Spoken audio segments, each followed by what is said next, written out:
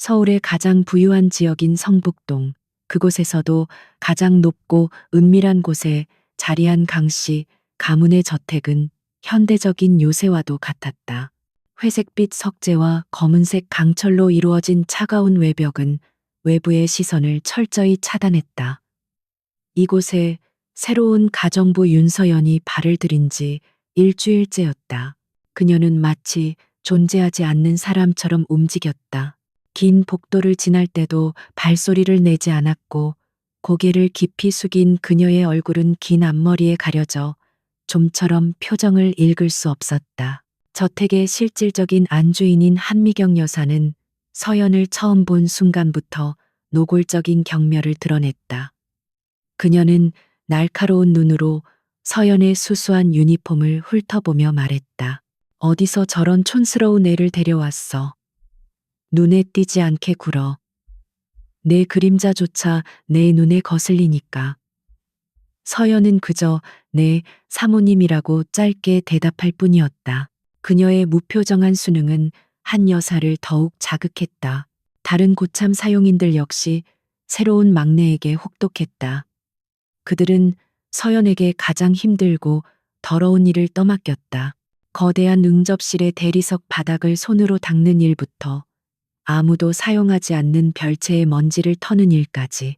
하지만 서연은 단 한 번의 불평도 없이 묵묵히 모든 것을 해냈다. 그녀의 손은 섬세했지만 걸레를 쥐고 바닥을 문지르는 동작은 정확하고 망설임이 없었다. 그날 오후 긴장은 극에 달했다. 강태준 회장의 이복 동생이자 한 여사의 친아들인 강인호가 거실에서 중요한 서류를 검토하고 있었다. 그는 TK그룹의 부사장이었지만 실질적인 경영보다는 자신의 사치스러운 생활을 유지하는데 더 관심이 많은 인물이었다. 서연은 그에게 조심스럽게 차를 내어가고 있었다.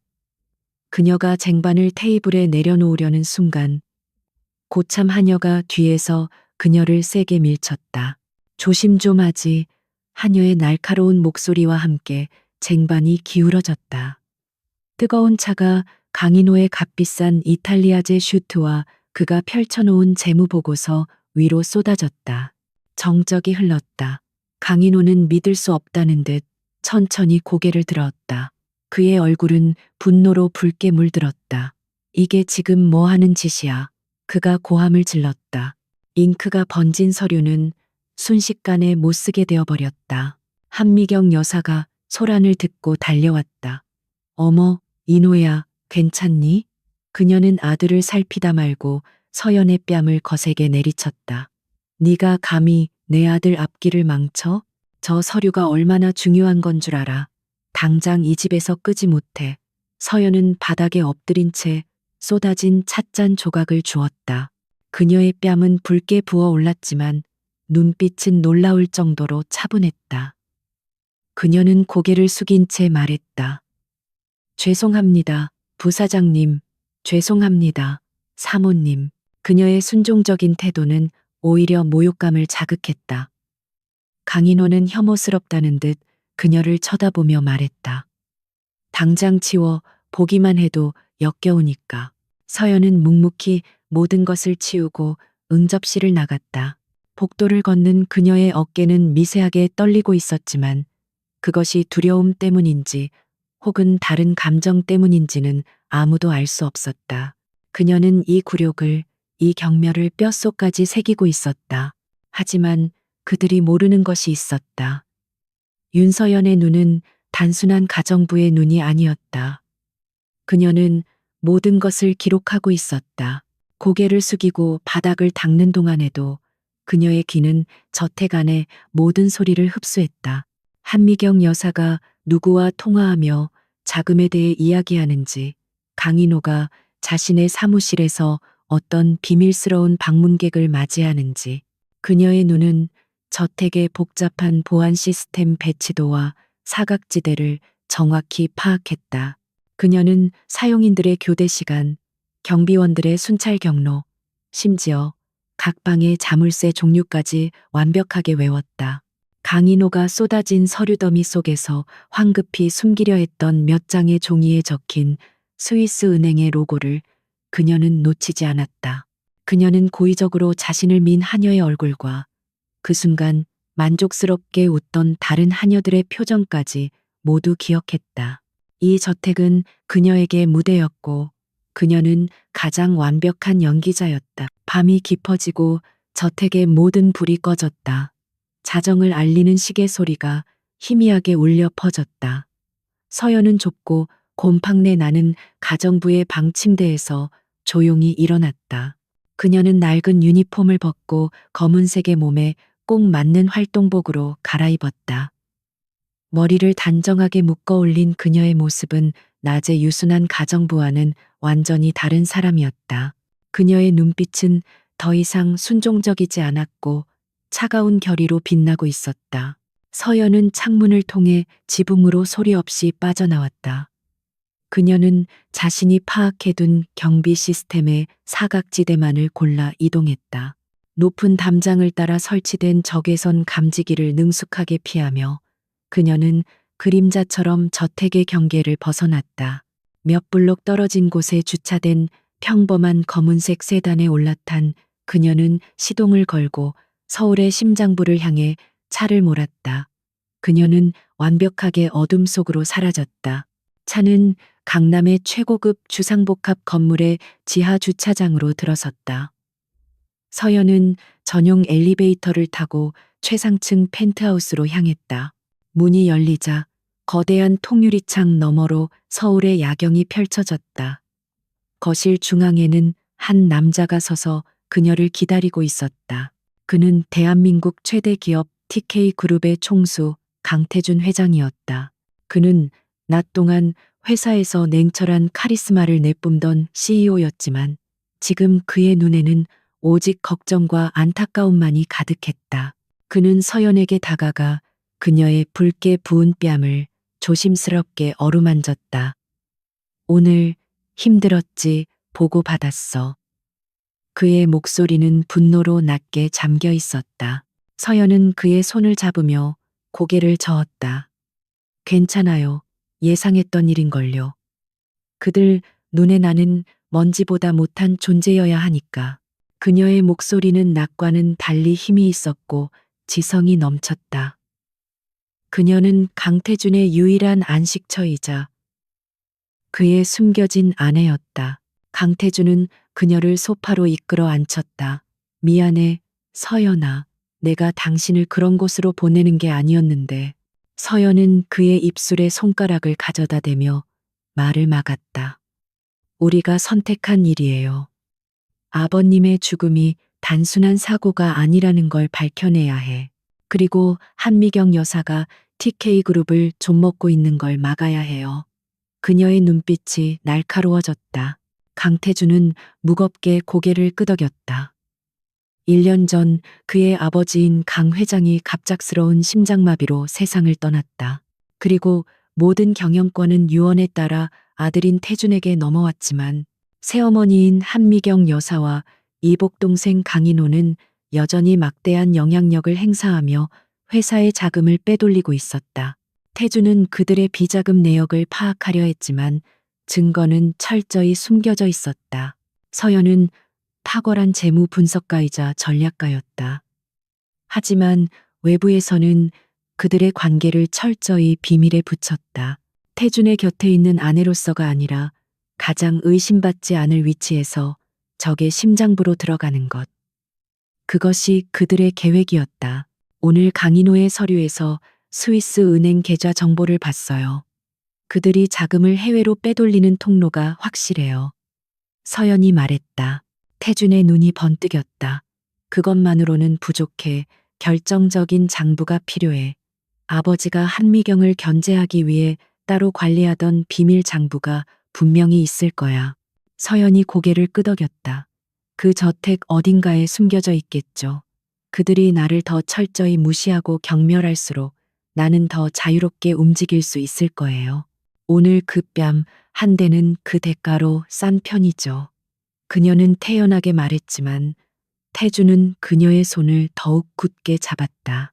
그는 아내를 이 위험한 게임에 밀어넣은 자신을 자책하면서도 그녀의 용기와 지략에 의지할 수밖에 없었다. 조심해, 서연아. 한미경은 뱀 같은 여자야. 당신이 생각하는 것보다 더 잔인해질 수 있어. 서연은 희미하게 미소 지었다. 뱀은 소리 없이 다가오는 발걸음을 가장 두려워하죠. 그리고 나는 지금 그들 침실 바로 앞까지 다가갔어요. 이제 시작일 뿐이에요. 그녀의 눈이 저택을 향한 듯 어두운 밤하늘을 꿰뚫어 보았다. 윤서연의 저택 생활은 정교하게 짜인 연극과도 같았다. 그녀는 의도적으로 자신의 존재감을 지웠다. 새벽 5시에 일어나 가장 먼저 주방으로 향했고 밤 11시가 넘어 모든 이가 잠든 후에야 자신의 좁은 방으로 돌아갔다. 그녀는 언제나 시선의 사각지대에 머물렀고 대화가 오가는 곳에서는 벽의 일부가 되었다. 고참 하녀들의 가혹한 질책과 무거운 노동은 그녀의 완벽한 위장이 되어 주었다. 그녀의 손은 차가운 물에 붉게 텄지만 그녀의 머리는 그 어느 때보다 냉철하게 회전했다. 사용인들 사이에서 오가는 사소한 뒷담화조차 그녀에게는 귀중한 정보 조각이었다.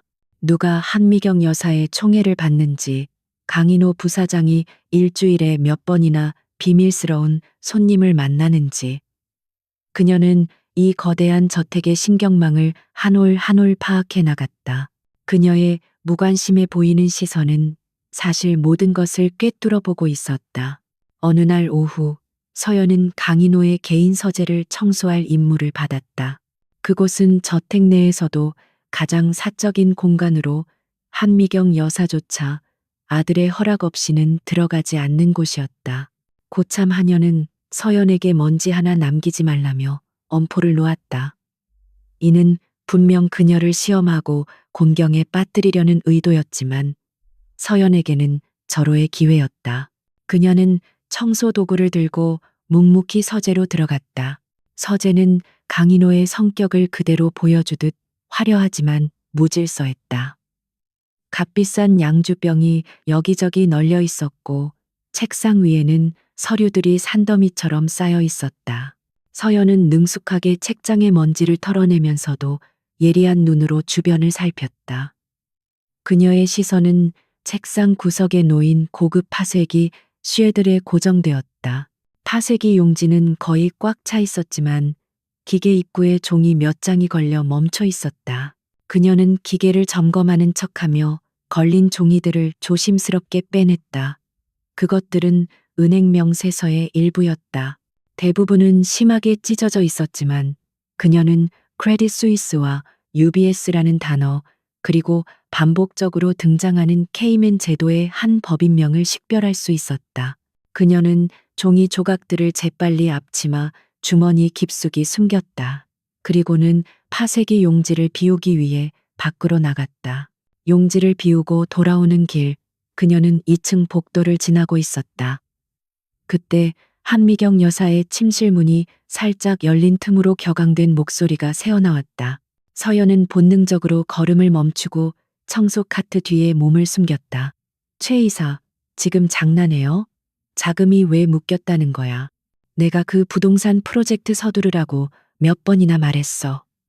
한 여사의 목소리는 평소의 우아함을 잃고 날카롭게 떨리고 있었다. 서연은 숨을 죽였다. 최 이사라면 TK건설의 최진규 이사일 것이다. 그는 한미경 여사의 신복으로 알려진 인물이었다. 회장, 아니 강태준 그놈이 갑자기 재무팀을 들쑤시고 있어. 쓸데없는 내부 감사를 시작했단 말이야. 아니, 아직 들킨 건 아니지만 빌어먹을 빨리 자금을 세탁해서 해외로 빼내야 해. 무슨 수를 써서라도 이번 주 안에 처리해. 한 여사는 거의 비명을 지르듯 말하고는 전화를 끊어버렸다. 부동산 프로젝트, 내부 감사. 서연은 2개의 핵심 키워드를 머릿속에 새겼다. 그녀가 강인호의 서재에서 발견한 해외은행의 단서와 한 여사의 통화 내용이 하나로 맞춰지고 있었다. 그들은 유령 회사를 내세운 부동산 개발 사업을 통해 비자금을 조성하고 이를 해외 계좌로 빼돌리고 있었다. 그리고 강태준이 그들의 돈줄을 조이기 시작한 것이다. 그날 저녁 저택의 분위기는 살얼음판 같았다. 한미경 여사는 극도로 예민해져 있었다. 그녀는 저녁 식사 자리에서 사소한 트집을 잡아 주방장을 몰아세웠다. 이게 지금 사람이 먹으라고 만든 거야? 내 집에서 월급 받아가면서 이따위로밖에 못해? 그녀의 분노는 명백히 다른 곳을 향해 있었지만 그 표적은 정해져 있지 않았다. 강인호 역시 초조한 듯 손톱을 물어뜯었다. 그들의 불안감은 강태준이 TK그룹 본사에서 시작한 압박의 결과였다. 태준은 서연이 입수한 초기 정보를 바탕으로 한미경 라인에 있는 임원들이 관리하는 자금 흐름에 제동을 걸기 시작했다. 그는 특정 프로젝트들의 수익성을 재검토하겠다며 감사를 지시했고, 이는 정확히 한 여사와 최 이사의 자금 세탁 통로를 겨냥한 것이었다. 그들은 덫이 조여오는 것을 느꼈지만 그 정보가 어디서 새어나갔는지는 상상조차 하지 못했다. 한미경의 분노는 결국 가장 만만한 대상에게로 향했다. 그녀는 식사가 끝난 후 응접실에서 서연을 불렀다. 너, 이리 와봐. 그녀는 바닥에 놓인 값비싼 페르시아 카펫을 구두발로 가리켰다. 여기 얼룩이 있잖아. 내 눈에는 이게 안 보여? 서연이 무릎을 꿇고 자세히 살폈지만 카펫은 흠잡을 데 없이 깨끗했다. 사모님, 얼룩은 서연의 말이 끝나기도 전에 한 여사는 탁자 위에 물잔을 그대로 카펫에 부어버렸다. 이제 보이지? 네가 감히 내 말에 토를 달아? 당장 이 카펫 손으로 다 빨아. 오늘 밤 안에 이 얼룩 자국이 내 눈에 띄면 넌 이 집에서 내쫓길 줄 알아. 그것은 명백한 화풀이이자 불가능한 명령이었다. 거대한 카펫을 손으로 빠는 것은 밤을 새워도 불가능한 일이었다. 다른 사용인들은 고개를 숙인 채 안타까워하는 표정을 짓거나 혹은 고소하다는 듯 입꼬리를 올렸다. 서연은 그 모든 시선을 느끼며 조용히 대답했다. 네, 사모님, 바로 처리하겠습니다. 그녀는 어떠한 감정도 드러내지 않았다. 그녀의 순종적인 모습은 한 여사를 만족시켰지만 동시에 알 수 없는 불쾌감을 안겨주었다. 저토록 쉽게 부서지는 존재라니 너무 시시했다. 그날 밤 서연은 모두가 잠든 후 차가운 물을 받아 카펫을 닦았다. 물론 그녀는 그 거대한 카펫을 혼자 빨 생각이 없었다. 그녀는 전문 업체를 부를 수도 없었다. 대신 그녀는 한 여사의 명령을 수행하는 척하며 시간을 벌었다. 그리고 그 시간 동안 그녀는 오늘 수집한 정보들을 정리했다. 강인호의 파쇄기에서 나온 조각난 명세서, 최 이사의 이름, 유령 부동산 프로젝트. 자정이 훨씬 넘어 서연은 다시 검은 옷으로 갈아입고 저택을 빠져나왔다. 펜트하우스에서 만난 태주는 그녀가 가져온 종이 조각들을 즉시 전문가에게 넘겨 복원을 지시했다. 최진규 이사. 역시 그자가 연결고리였어. 당신이 알아낸 부동산 프로젝트, 내가 압박을 넣었던 그 건이 맞아. 이제 확신이 생겼어. 태준의 목소리는 낮고 단호했다. 서연은 태준이 건네는 따뜻한 차를 마시며 말했다. 한미경 여사가 굉장히 초조해하고 있어요. 압박의 수위를 조금 더 높여야 해요. 그들이 실수를 하도록 유도해야 해요. 태주는 그녀의 지친 얼굴을 바라보며 말했다. 오늘 카페 딜은 들었어. 당신을 더 이상 그런 곳에 둘 수. 서연이 그의 말을 잘랐다. 아니요. 지금이 중요해요. 그들은 나를 벌레처럼 보죠. 그래서 내가 그들의 발밑을 기어 다녀도 아무도 신경 쓰지 않아요. 이것보다 더 완벽한 방패는 없어요. 그녀는 자신의 역할을 분명히 알고 있었다. 무시당하고 짓밟히는 가정부. 그것은 그녀의 연약함이 아니라 가장 강력한 무기였다. 태주는 그런 그녀를 더 이상 말릴 수 없었다. 그는 아내의 손을 굳게 잡았다. 알겠어. 그럼 내일 이사회에서 최 이사의 프로젝트를 공식적으로 보류시키겠어. 뱀의 꼬리를 잡았으니 이제 머리를 향해 올라가야지. 두 사람의 눈빛이 서울의 어두운 야경 속에서 차갑게 빛나고 있었다. TK그룹 본사 40층에 위치한 대회의실은 숨막히는 긴장감으로 가득 차 있었다. 거대한 마호가니 테이블을 중심으로 TK그룹의 핵심 임원들이 자리를 잡고 앉았다. 상석에는 강태준 회장이 서늘한 무표정으로 앉아 있었고 그의 맞은편에는 한미경 여사와 강인호 부사장이 자신들이 포섭한 이사들과 함께 포진해 있었다. 오늘 정기이사회는 평소와 달리 보이지 않는 전쟁의 서막과도 같았다. 회의가 시작되고 몇 가지 형식적인 안건이 지나간 후 강인호가 기다렸다는 듯이 자리에서 일어났다. 그는 자신감 넘치는 미소를 지으며 준비한 자료를 화면에 띄웠다. 회장님, 그리고 이사님 여러분, 저는 오늘 우리 그룹의 미래를 위해 심각한 우려를 제기하고자 합니다. 그의 목소리는 연극 배우처럼 과장되어 있었고 시선은 의도적으로 태준을 향했다. 강태준 회장님께서 최근 추진하고 계신 신기술 R&D 및 해외 스타트업 투자 건드립니다. 보시다시피 막대한 자금이 투입되고 있지만 단기적인 수익성은 전무합니다. 이것은 주주들의 가치를 훼손하는 명백한 경영 실책입니다. 강인호는 태준을 무능하고 이상만 좇는 경영자로 몰아가기 시작했다. 한미경은 아들의 발언에 만족스러운 듯 희미한 미소를 지었다. 이것은 그들이 준비한 함정이었다. 태준을 방어적인 입장으로 몰아넣어 최근 그가 시작한 내부 감사의 칼날을 무디게 만들려는 속셈이었다. 자신들의 비자금 통로인 부동산 프로젝트에서 시선을 돌리게 하려는 작전이었다. 강인호와 연대한 이사들이 동조하며 회의실의 분위기를 압박했다. 강 부사장의 말에 일리가 있습니다. 지금은 리스크를 줄이고 내실을 다져야 할 때입니다. 모든 시선이 강태준에게 쏟아졌다. 그가 어떻게 방어할 것인지, 혹은 이 공격에 무너질 것인지 모두가 주목했다. 태준은 잠시 침묵을 지켰다. 그는 천천히 깍지 낀 손을 테이블 위에 올려놓았다. 그리고 입을 열었다. 그의 목소리는 낮고 차분했지만 회의실의 모든 소음을 압도했다. 강 부사장의 그룹을 향한 우려 잘 들었습니다. 투명한 경영을 위한 감사는 언제나 환영입니다. 강인호의 얼굴에 승리의 미소가 번지는 순간 태준의 말이 이어졌다. 이왕 감사를 시작할 거라면 몇몇 신규 프로젝트에 국한할 것이 아니라 그룹의 투명성을 위해 현재 진행 중인 모든 주요 프로젝트를 전면 재검토하는 것이 어떻겠습니까? 순간 회의실의 공기가 얼어붙었다. 한미경의 미소가 굳어졌다. 태준은 서연이 복원해낸 자료를 떠올렸다. 그는 마치 아무것도 모른다는 듯 순수한 표정으로 말을 이었다. 특히 강인호 부사장이 직접 관리하고 있는 강동지구 신도시 개발 프로젝트, 그렇죠? TK건설의 최진규 이사와 함께 진행 중인 그건 말입니다.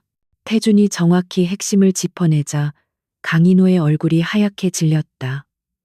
최 이사의 이름이 회장 입에서 직접 거론되리라고는 상상도 못했던 것이다. 태준은 멈추지 않았다. 그 프로젝트는 예상보다 일정이 지연되고 있고 지출되는 비용 또한 불투명하다는 익명의 제보가 있었습니다. 자금이 페이퍼 컴퍼니를 통해 불필요하게 해외로 유출되고 있다는 의혹도 있더군요. 스위스나 케이맨 제도 같은 곳 말입니다. 태준이 내뱉는 단어 하나하나가 한미경과 강인호의 심장을 찌르는 비수였다. 그들은 완벽한 역공을 당했다. 태준은 그들의 공격을 받아치는 것을 넘어 그들이 쳐놓은 덫을 역이용해 그들의 목을 조른 것이다. 회장님, 그건 근거 없는. 강인호가 당황해서 소리쳤지만 태준은 차갑게 말을 잘랐다. 근거가 없는지 확인하기 위해 감사를 하자는 겁니다. 강 부사장, 본인이 먼저 감사의 필요성을 제기하지 않았습니까? 혹시 떳떳하지 못한 부분이 있는 겁니까? 회의실의 분위기는 순식간에 역전되었다. 태준의 논리는 완벽했다. 강인호와 한미경은 자신들이 제안한 감사라는 칼날에 자신들이 베일 위기에 처한 것이다. 그들의 편에 섰던 이사들조차 이제는 눈치를 보며 입을 다물었다. 결국 신규 프로젝트 및 주요 진행 프로젝트 전반에 대한 특별 감사팀 구성 안건은 압도적인 찬성으로 가결되었다. 강인호는 다리가 풀린 듯 자리에 주저앉았다.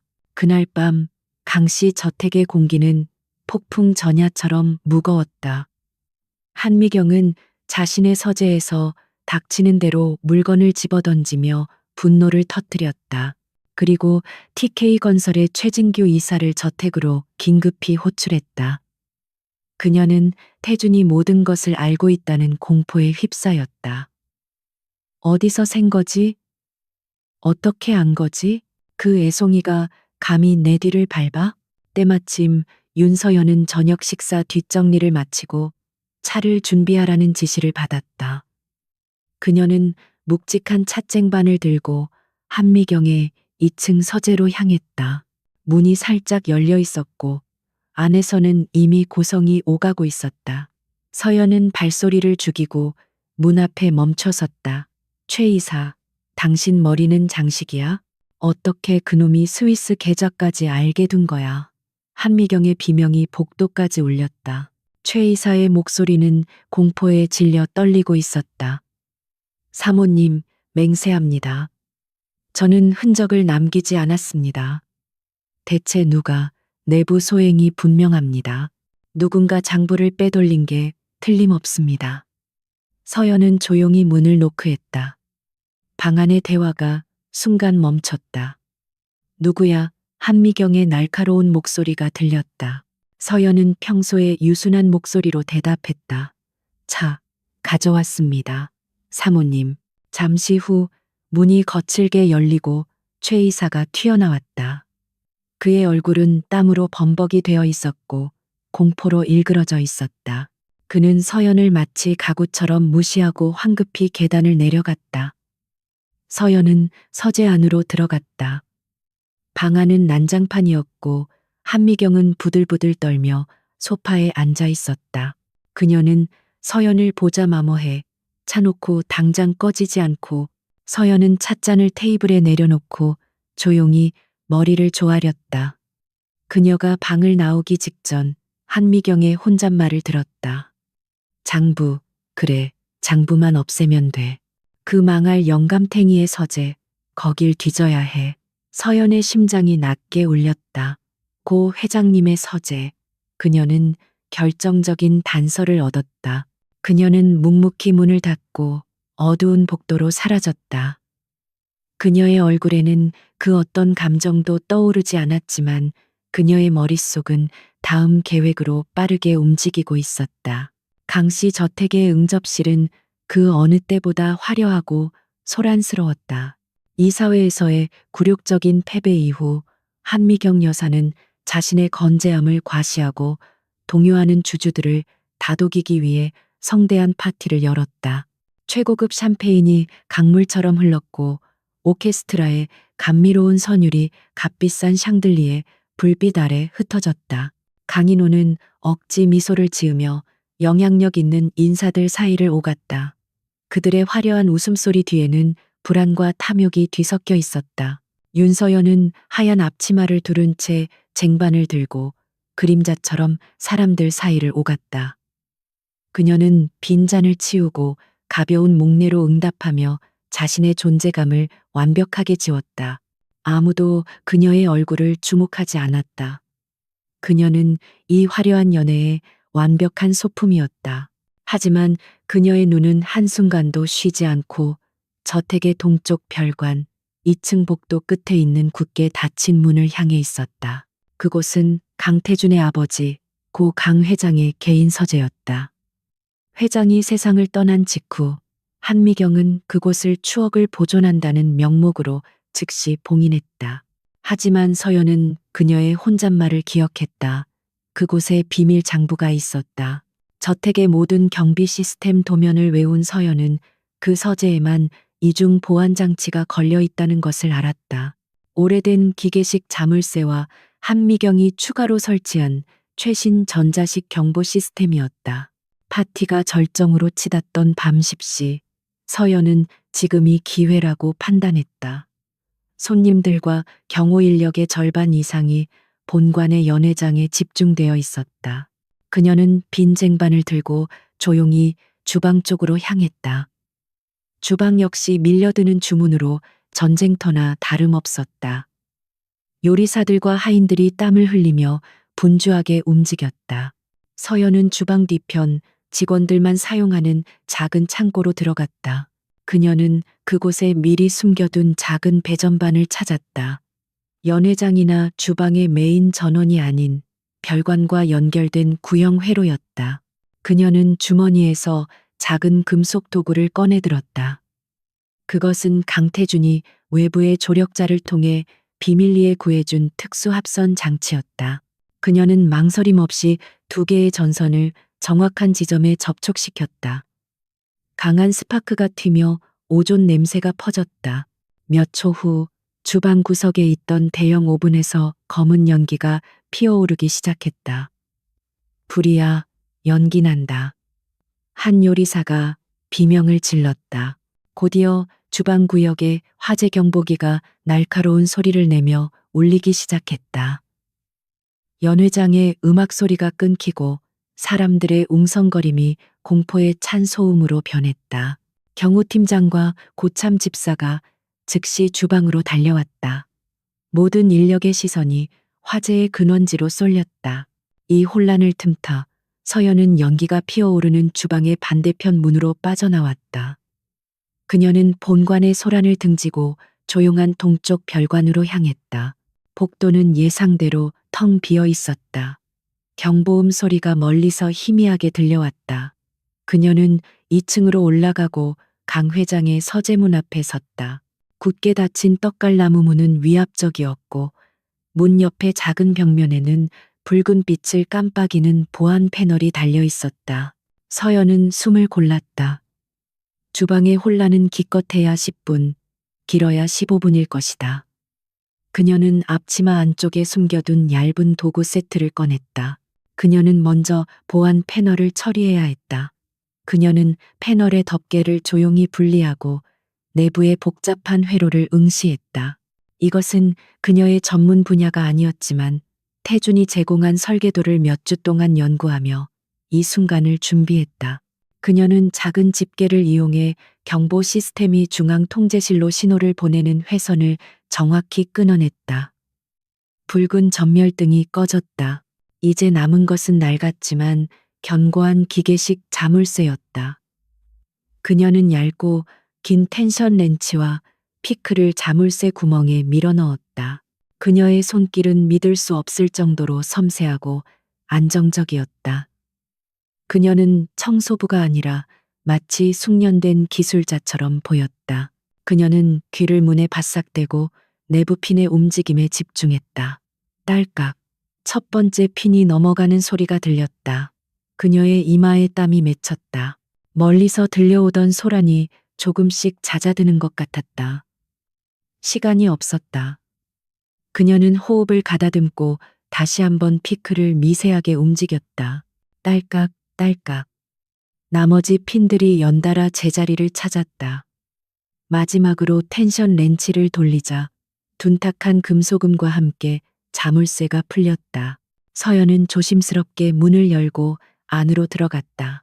방 안은 먼지 냄새와 오래된 종이 냄새로 가득했다. 한 여사가 봉인했다고는 하지만 누군가 주기적으로 관리한 듯 먼지가 두껍게 쌓이지는 않았다. 아니, 어쩌면 그녀 자신이 증거를 찾기 위해 이곳을 뒤졌을지도 몰랐다. 서연은 책상이나 책장처럼 눈에 띄는 곳에는 관심이 없었다. 한미경이 이미 수백 번은 뒤졌을 곳이었다. 그녀의 시선은 방 안쪽 벽면을 가득 채운 고강 회장의 거대한 초상화로 향했다. 그는 위험 있는 표정으로 의자에 앉아 정면을 응시하고 있었다. 너무나 전형적인 재벌 총수의 초상화였다. 서연은 그림에 다가가 프레임을 만져보았다. 틈새 하나 없이 벽에 단단히 고정되어 있었다. 그녀는 그림 주변의 벽을 두드려 보았지만 모두 단단한 대리석 소리뿐이었다. 그녀는 잠시 생각에 잠겼다. 고 강 회장은 어떤 사람이었나? 태주는 아버지를 보이는 것 뒤에 항상 한 수를 더 숨겨두는 분이라고 묘사했다. 그녀는 다시 방 전체를 훑어보았다. 책상, 책장, 그리고 초상화. 만약 한미경이 이곳을 뒤졌다면 그녀는 가장 비밀스러운 곳을 찾았을 것이다. 서연은 반대로 생각했다. 가장 공개적인 곳. 그녀는 다시 초상화 앞으로 다가갔다. 그녀는 그림 자체가 아니라 그림 아래에 밝힌 작은 명패에 주목했다. 우보천리, 여부천리, 소의 걸음으로 천리를 간다. 고 강 회장의 좌우명이었다. 서연은 명패를 조심스럽게 눌러보았다. 아무런 반응이 없었다. 그녀는 명패를 좌우로 밀어보았다. 오른쪽으로 밀자 명패가 미세하게 움직이며 작은 틈을 드러냈다. 그 틈 안에는 숫자 4개를 입력하는 다이얼이 숨겨져 있었다. 서연은 망설였다. 비밀번호는 무엇일까? 태준의 생일, 아니면 회사 창립일. 한미경도 분명 이런 것들은 시도해봤을 것이다. 우보천리. 서연은 그 단어에 집중했다.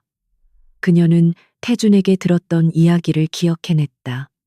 강 회장이 맨손으로 사업을 시작해 처음으로 100만 달러를 벌었던 해, 그것은 1988년이었다. 그녀는 다이얼을 1, 9, 8, 8로 맞췄다. 아무 일도 일어나지 않았다. 서연은 초조해졌다.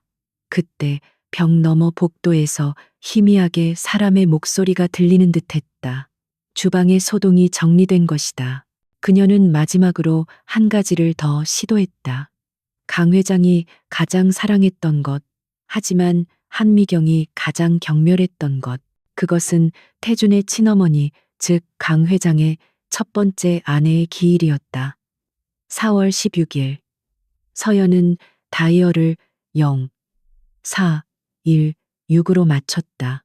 철컥 하는 둔탁한 소리와 함께 거대한 초상화가 벽 안쪽으로 밀려 들어가며 옆으로 미끄러졌다. 그림이 있던 자리 뒤로 어두운 공간이 드러났고 그 중앙에는 육중한 강철로 만들어진 최신형 디지털 금고가 자리 잡고 있었다. 서연의 심장이 거세게 뛰었다. 그녀는 찾았다. 하지만 이것은 또 다른 관문이었다. 그녀는 금고의 복잡한 키패드를 바라보며 자신이 가져온 또 다른 장치를 꺼내 들었다. 고강 회장의 서재안, 굳게 닫힌 초상화 뒤편의 어두운 공간에서 최신형 디지털 금고가 차가운 빛을 발하고 있었다.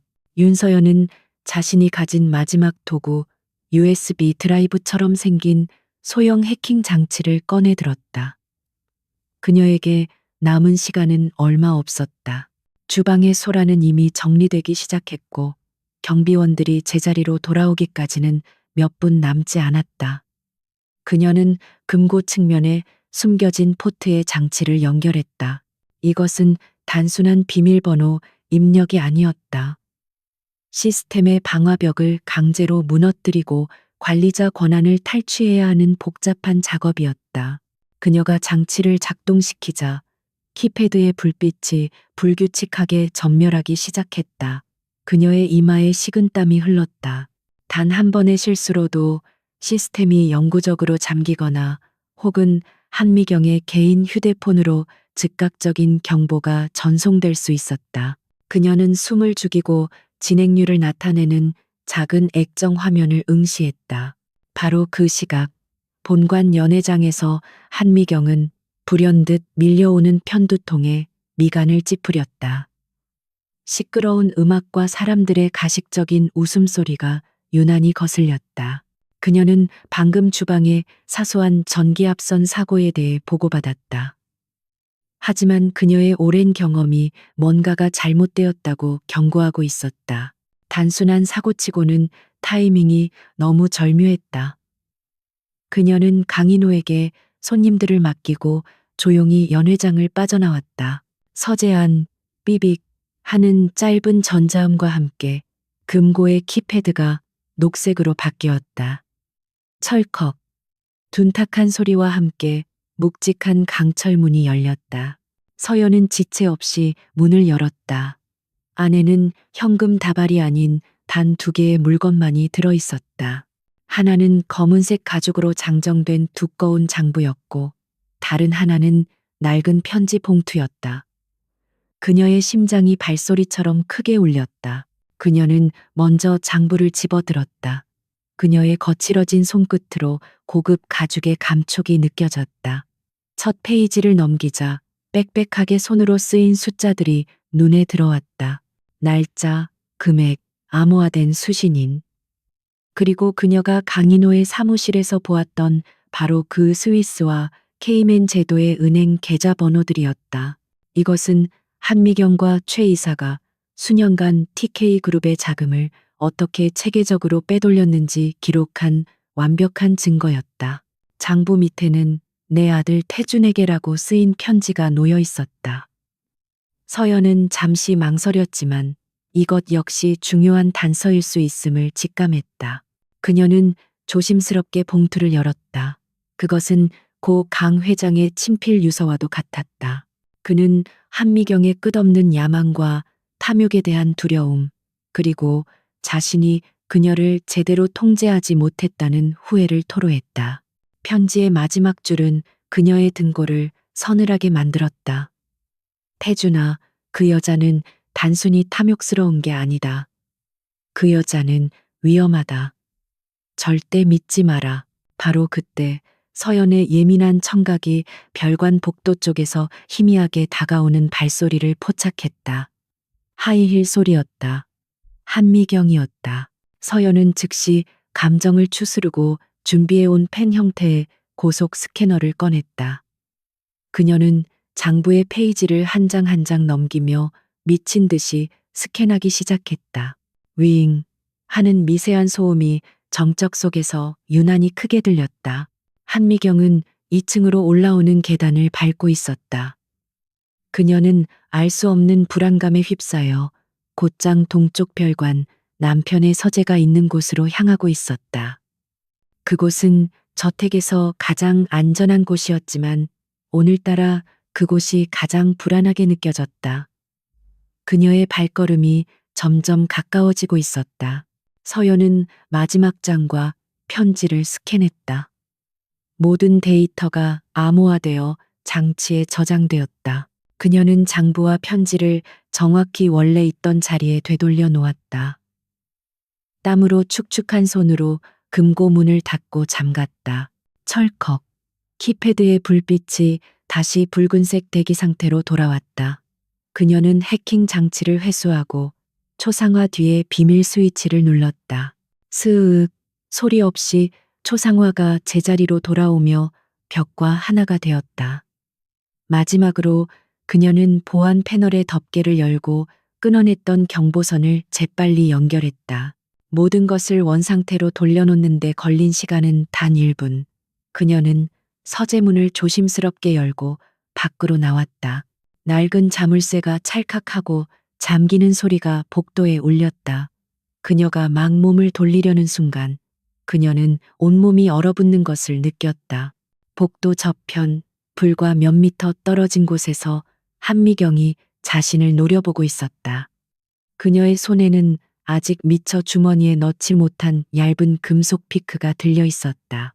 한미경의 눈이 어둠 속에 인형을 향해 가늘어졌다. 거기 누구야? 그녀의 목소리는 얼음장처럼 차가웠다. 서연은 재빨리 도구를 앞치마 주머니 깊숙이 찔러 넣고는 바닥에 납작 엎드렸다.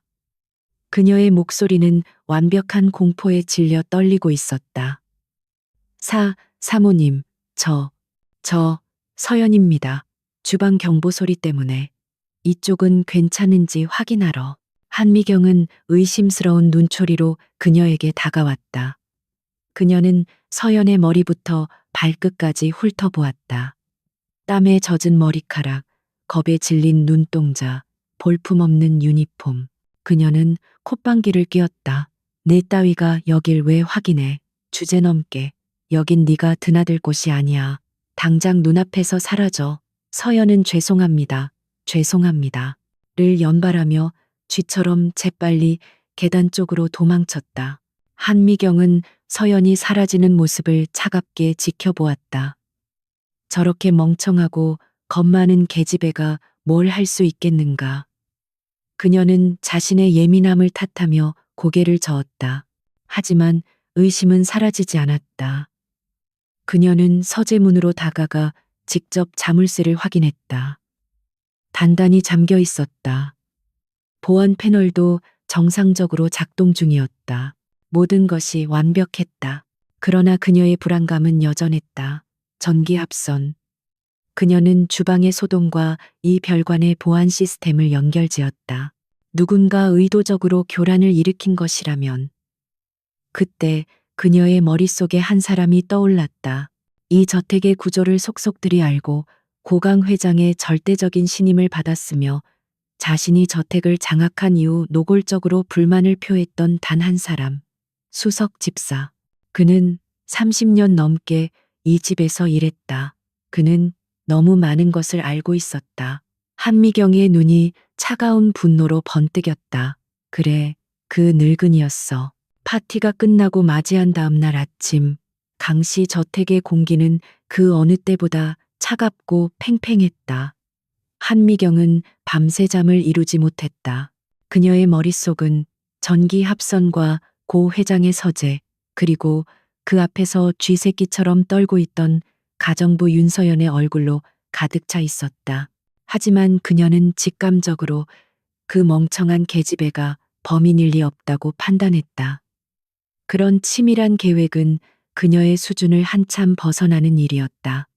그녀의 의심은 단 한 사람, 30년 넘게 이 집의 모든 비밀을 꿰뚫고 있는 수석 집사장 오진석에게로 향했다. 그는 고강 회장의 절대적인 신임을 받았던 인물이었고 태준의 친모가 살아있을 때부터 이 집을 지켜온 산증인이었다. 한미경은 자신이 이 집의 안주인이 된 순간부터 오 집사장의 정중하지만 차가운 눈빛을 경멸했다. 그는 자신에게 복종하지 않고 언제나 가문과 규칙을 내세웠다. 그래, 그 늙은이야. 한미경은 확신했다. 어젯밤의 소동은 그 늙은 여우가 꾸민 짓이 분명했다. 서재를 노렸던 것이다. 태준의 사주를 받고 움직였을 수도 있다.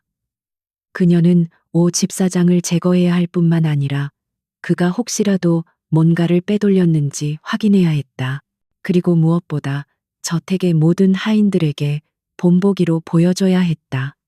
감히 자신을 거역하는 자의 말로가 어떤 것인지를. 그녀는 아침 식사도 거른 채 자신의 서재에서 오 집사장을 호출했다. 윤서연은 마침 중앙홀의 거대한 도자기 화병을 닦으라는 지시를 받은 상태였다.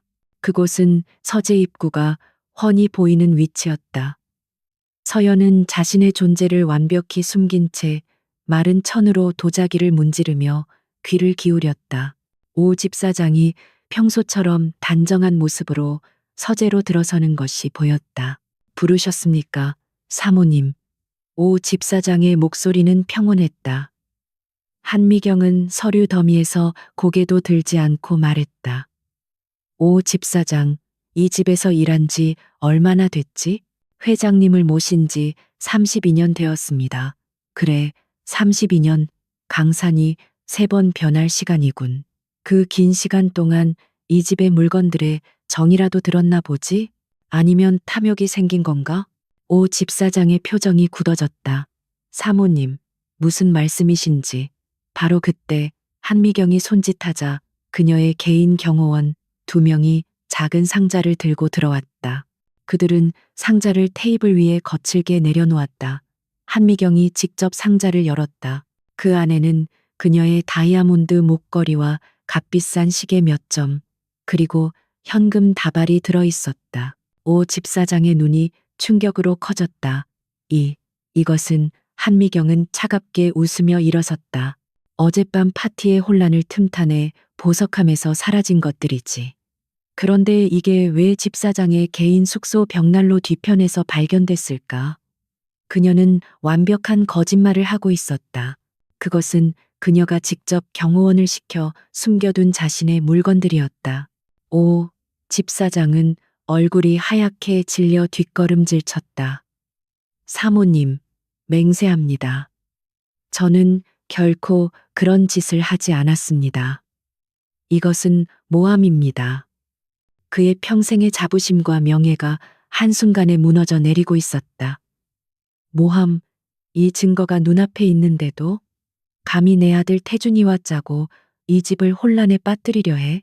어젯밤 전기 사고, 그것도 내 놈 짓이지. 강인호가 마치 약속이라도 한 듯 서재에 나타났다. 그는 경악한 표정을 연기하며 소리쳤다. 오 집사장님, 어떻게 아버지가 그토록 신임했던 분이 이런 배신을. 그는 어머니의 연극에 완벽하게 장단을 맞췄다. 오 집사장은 떨리는 목소리로 항변했다. 부사장님, 아닙니다. 저는 하늘을 우러러 한 점 부끄럼이 없습니다. 서연은 홀에서 모든 것을 지켜보고 있었다. 그녀의 손이 차갑게 식어갔다. 심장이 얼음 덩어리처럼 무겁게 가라앉았다. 그녀는 알았다. 저 모든 것이 자신 때문에 일어난 일이라는 것을. 자신이 일으킨 교란 작전이 무고한 사람을 나락으로 떨어뜨리고 있었다. 그녀는 입술을 깨물었다. 지금 당장이라도 뛰쳐나가 진실을 외치고 싶었지만 그럴 수 없었다. 그것은 모든 계획을, 그리고 태준마저 위험에 빠뜨리는 일이었다. 한미경은 이미 경찰에 신고한 상태였다.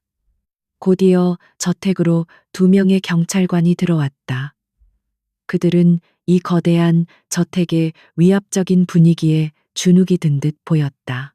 한미경은 피해자로서 침착하게 상황을 설명하고 증거를 제시했다. 오 집사장은 단 한마디도 하지 못했다. 그는 모든 것을 체념한 듯 깊은 절망에 빠진 눈으로 허공을 응시했다. 오진석 씨 절도 및 업무상 횡령 혐의로 잠시 경찰서까지 동행하셔야겠습니다.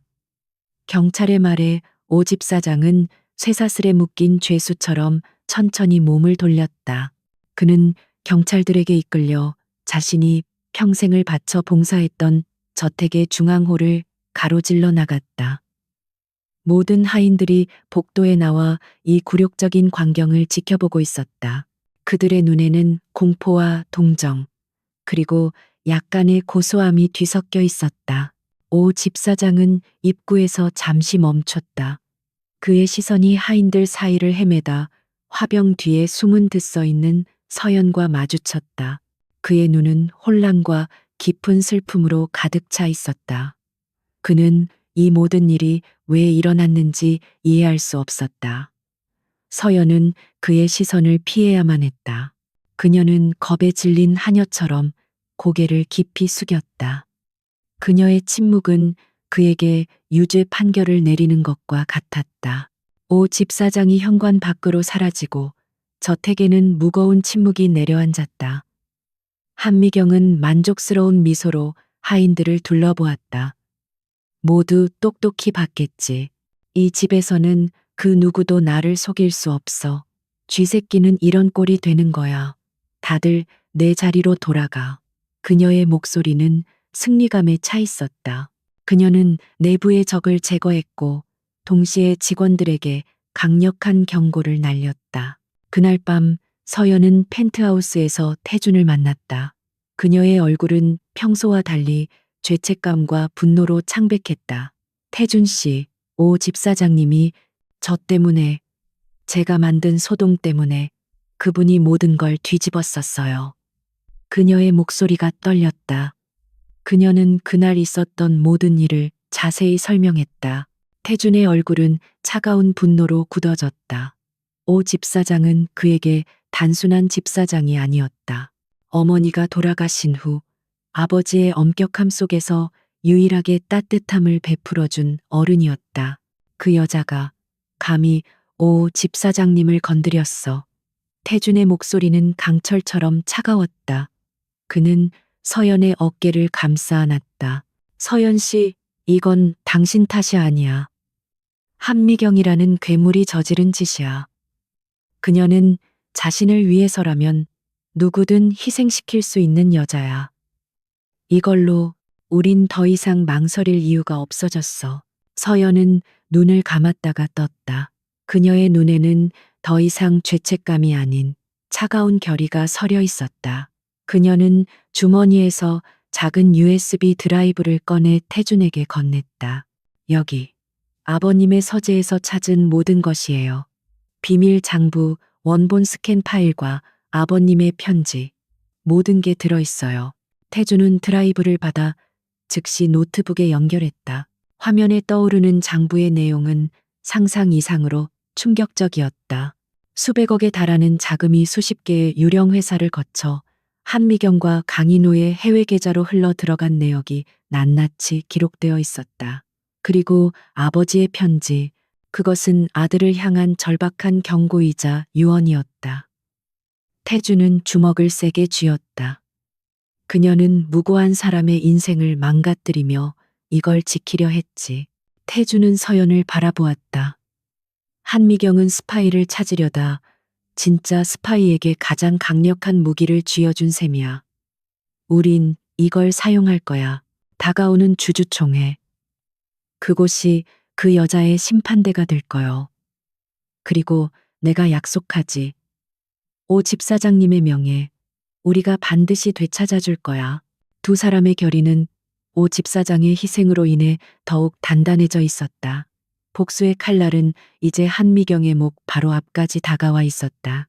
TK그룹 본사 대강당은 수백 명의 주주와 기자들로 발디딜 틈이 없었다. 공기는 보이지 않는 압력으로 팽팽하게 당겨져 있었다. 오늘 열리는 임시 주주총회는 사실상 강태준 회장의 운명을 결정짓는 심판대였다. 한미경 여사는 가장 앞자리에 우아한 검은색 정장 차림으로 앉아 비극의 여주인공처럼 침통한 표정을 연기하고 있었다. 그 뒤에는 강인호 부사장이 승리를 예감한 듯 자신만만한 미소를 짓고 있었다. 강태준은 그들의 맞은편, 무대와 가까운 자리에 홀로 앉아 있었다. 그를 따르던 소수의 임원들은 이미 한미경의 회유와 협박에 넘어가 그에게서 등을 돌린 뒤였다. 그는 완전히 고립된 섬처럼 보였다. 하지만 그의 표정은 이상할 정도로 차분했다. 그는 굳게 입을 다문 채 정면의 무대만을 응시하고 있었다. 기자들의 카메라 플래시가 양측의 극명한 대조를 담아내기 위해 쉴 새 없이 터졌다. 임시의장이 회의 시작을 선언했다. 몇 가지 형식적인 절차가 지난 후 강인호가 의기양양하게 단상으로 걸어나갔다. 그는 청중을 향해 극적인 15도 각도로 인사를 한 뒤 마이크를 잡았다. 존경하는 주주 여러분, 그리고 TK그룹을 아껴주시는 내외 귀빈 여러분, 저는 오늘 참담한 심정으로 이 자리에 섰습니다. 그의 목소리는 연극 배우처럼 호소력이 짙었지만 그 안에는 감출 수 없는 희열이 담겨 있었다. 그는 거대한 스크린에 온갖 종류의 그래프와 재무제표를 띄우기 시작했다. 모든 자료는 교묘하게 왜곡되어 있었다. 강태준이 추진한 신기술 RD 프로젝트는 밑빠진 독에 물 붓기로 유망한 해외 스타트업 투자는 검증되지 않은 도박으로 둔갑했다. 보십시오. 지난 1년간 강태준 회장의 독단적인 경영으로 인해 그룹의 핵심 수익성이 얼마나 악화되었는지 강인호는 손가락으로 적자로 표시된 숫자를 가리키며 외쳤다. 이것은 경영 실수가 아닙니다. 이것은 명백한 경영 실패이자 주주 여러분의 가치를 훼손하는 배임 행위입니다. 장내가 술렁이기 시작했다. 한미경이 매수한 몇몇 주주들이 맞습니다. 회장은 책임져라 라고 소리치며 분위기를 몰아갔다. 강인호는 이 기세를 몰아 결정타를 날렸다. TK그룹의 창업 정신을 되살리고 주주 여러분의 소중한 자산을 지키기 위해 저는 현 강태준 회장의 즉각적인 해임을 공식적으로 발의합니다. 강인호의 선언과 동시에 한미경과 연대한 이사들이 일제히 자리에서 일어나 박수를 쳤다. 분위기는 완전히 그들에게 넘어간 듯 보였다. 한미경은 눈가를 손수건으로 찍어 누르며 슬픔을 연기했다. 임시의장이 무거운 표정으로 마이크를 잡았다. 강인호 부사장의 해임안 발의에 따라 이제 표결 절차를. 그가 말을 끝맺기도 전에 낮고 단호한 목소리가 강당 전체에 울려 퍼졌다. 잠깐. 모든 시선이 단 한 사람, 조용히 자리에서 일어난 강태준에게로 향했다. 그는 천천히 재킷의 단추를 잠그며 단상을 향해 걸어갔다. 강인호는 어깨를 으쓱하며 조롱하듯이 그에게 자리를 비켜주었다. 이제 와서 무슨 변명을 하겠냐는 표정이었다. 강태준은 스크린에 떠있는 왜곡된 자료들을 거들떠보지도 않았다. 그는 마이크 앞에 서서 청중이 아닌 가장 앞자리에 앉은 한미경을 차갑게 응시했다. 강 부사장의 열정적인 연설 잘 들었습니다. 하지만 지금 TK그룹을 위협하는 진짜 문제는 저 수치가 아닙니다. 진짜 문제는 지난 수년간 그룹의 핵심부에서 자행된 조직적이고 체계적인 횡령입니다. 강당의 공기가 순간 얼어붙었다. 강인호의 얼굴에서 미소가 사라졌다. 한미경의 손수건을 든 손이 허공에서 멈췄다. 강태준은 계속했다. 수백억, 아니 수천억에 달하는 회사의 자금이 유령 회사를 거쳐 해외의 비밀 계좌로 빠져나가고 있었습니다. 한미경은 순간의 충격에서 벗어나 경멸 어린 웃음을 터뜨렸다. 회장님, 지금 궁지에 몰리니까 아무 말이나 지어내시는 겁니까? 소설을 쓰시려면 증거라도 있어야지요. 그 망상 같은 주장을 뒷받침할 증거가 어디 있습니까? 강인호도 거들었다. 맞습니다. 증거도 없이 감히 이사님들과 주주들을 모욕하다니. 당장 그 자리에서 내려오시죠. 증거. 강태준이 나지막이 읊조렸다. 증거를 원하십니까? 바로 그 순간이었다. 강당 뒤편의 육중한 이중문이 끼익 소리를 내며 천천히 열렸다. 모든 사람의 시선이 그곳으로 향했다. 기자들의 카메라 플래시가 일제히 그곳을 비췄다. 그곳에는 한 여자가 서 있었다. 그녀는 화려하지는 않지만 더없이 세련되고 날카로운 네이비블루색 비즈니스 슈트를 입고 있었다. 머리는 단정한 번으로 올려 묶여 있었고 얇은 안경 너머의 눈빛은 그 어떤 동요도 없이 단상 위를 향해 있었다. 그녀의 손에는 노트북 가방과 작은 USB 드라이브가 들려 있었다. 그녀는 또각또각 대리석 바닥을 울리는 구두 소리와 함께 망설임 없이 앞으로 걸어오기 시작했다. 강인호는 눈을 비볐다. 저 얼굴. 어디선가 본 듯했다. 그가 경멸하며 차를 쏟았던, 바닥을 기어다니던 그 가정부와 닮아 있었다. 하지만 분위기가, 눈빛이, 아우라가 완전히 달랐다. 그는 혼란에 빠졌다. 저 여자는 누구야? 가장 큰 충격을 받은 것은 한미경이었다. 그녀는 자리에서 벌떡 일어설 뻔했다. 그녀는 그 얼굴을 정확히 알아봤다. 며칠 전 고 회장의 서재 앞에서 쥐새끼처럼 떨고 있던 바로 그 계집애 윤서연이었다. 네, 네가 감히 여길. 왜? 그녀의 입에서 공포에 질린 외마디 비명이 새어나왔다. 저택의 다른 고참 하인들 역시 귀신이라도 본 듯 새파랗게 질렸다. 윤서연은 그 어떤 시선에도 아랑곳하지 않고 강당을 가로질러 단상 위로 올라섰다. 그녀는 강태준의 옆에 섰고 그 모습은 마치 오랫동안 함께 전장을 누빈 파트너처럼 자연스러웠다. 그녀는 태연하게 자신의 노트북을 연단해 놓고 USB를 연결했다. 강당은 이제 숨소리 하나 들리지 않는 완벽한 정적에 휩싸였다. 강태준은 청중을 향해 그리고 얼어붙은 한미경을 향해 다시 입을 열었다. 그의 목소리에는 차가운 분노와 함께 미세한 자부심이 실려 있었다. 강인호 부사장과 한미경 여사께서 증거를 원하셨습니다. 좋습니다. 지금부터 보여드리죠. 그는 바로 옆에 선 서연을 향해 손짓했다. 여러분께 지난 6개월간 한미경 여사와 강인호 부사장이 숨겨둔 모든 불법 비자금의 흐름을 추적하고 고강 회장님의 비밀 장부를 찾아낸 TK그룹 법무팀의 수석 법률 및 재무 분석가 윤서연 씨를 소개합니다. 서연은 청중을 향해 가볍게 고개를 숙였다. 강당은 충격으로 술렁였다. 가정부가 수석 분석가, 한미경은 다리가 풀려 의자에 주저앉았다. 하지만 태준의 폭탄 선언은 아직 끝나지 않았다.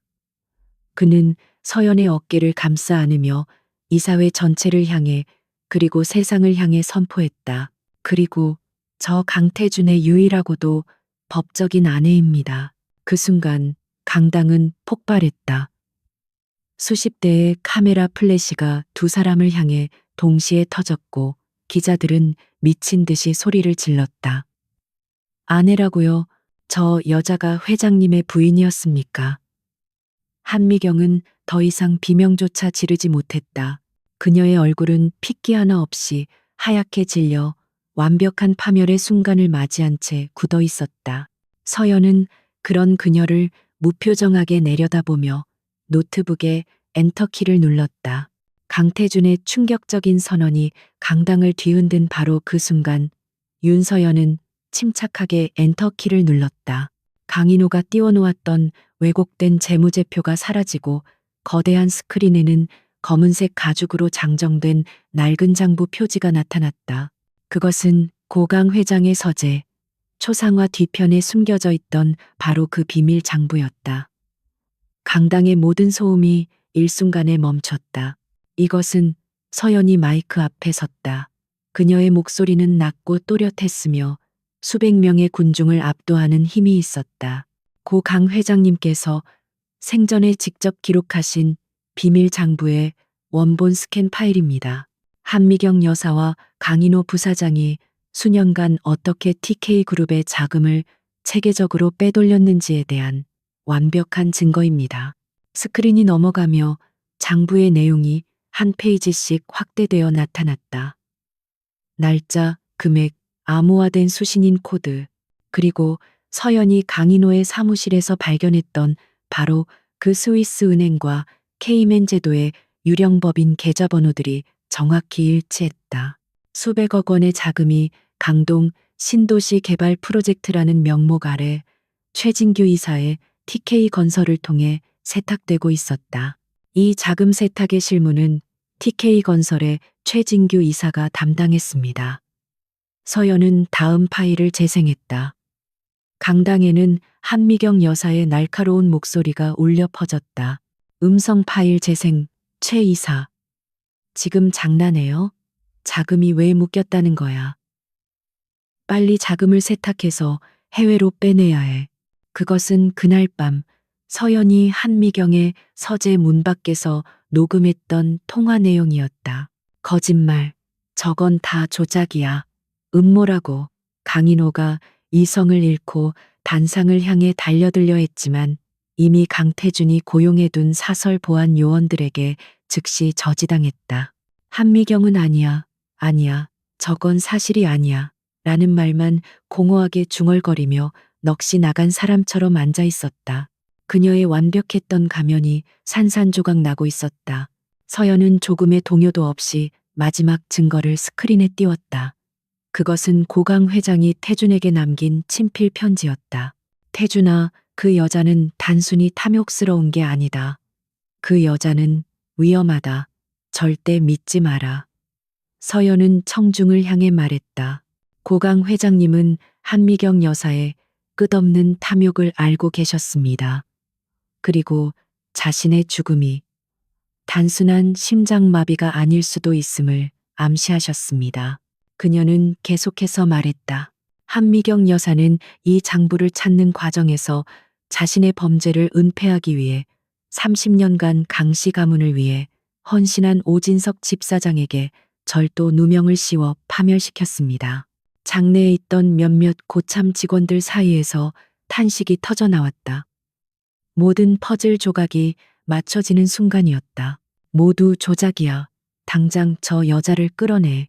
한미경이 발악하듯 마지막 힘을 다해 소리치는 순간 강당의 모든 문이 동시에 열렸다.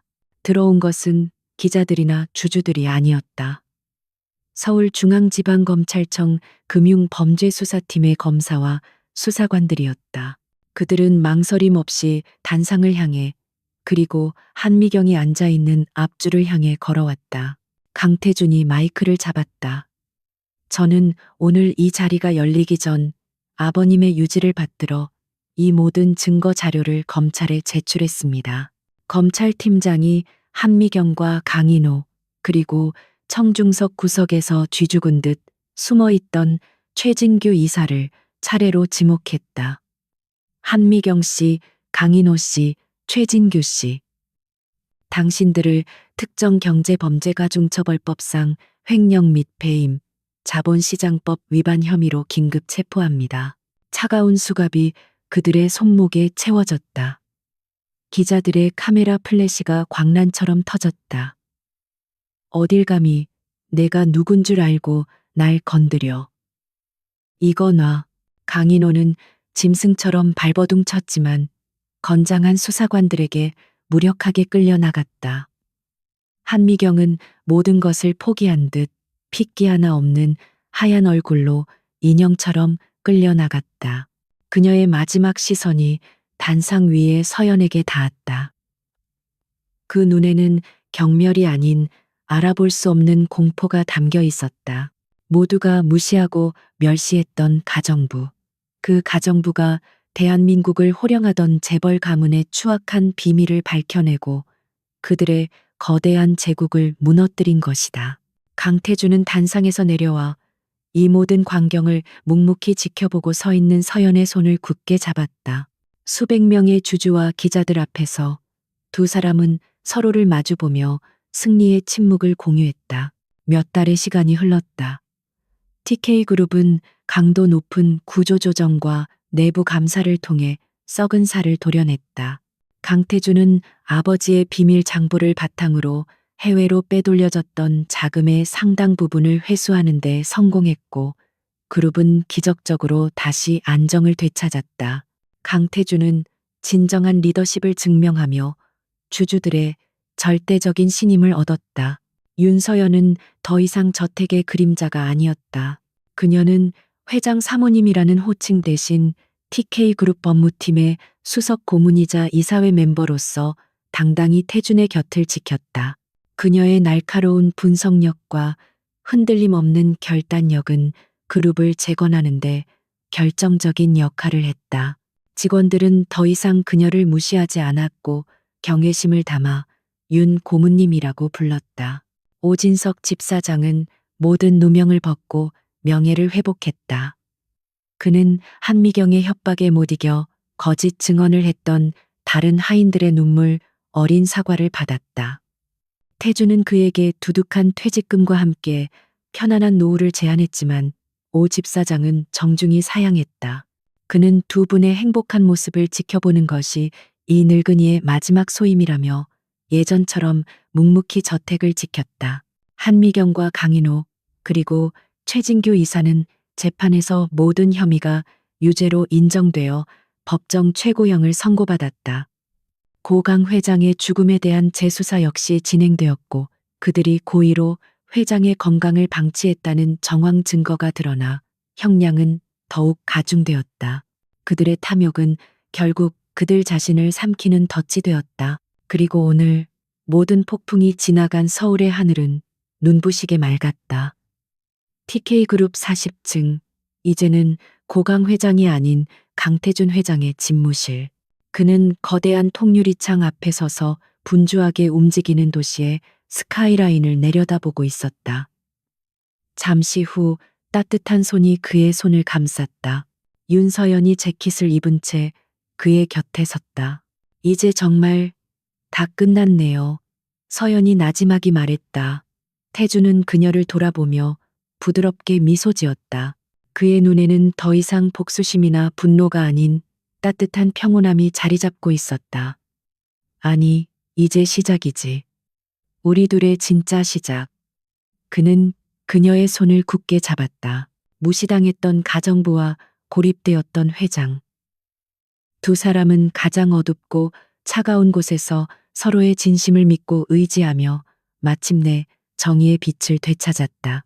그들의 시선은 이제 같은 곳, 수많은 시련을 함께 이겨낸 후에야 비로소 맞이하게 된 더 밝은 미래를 향하고 있었다.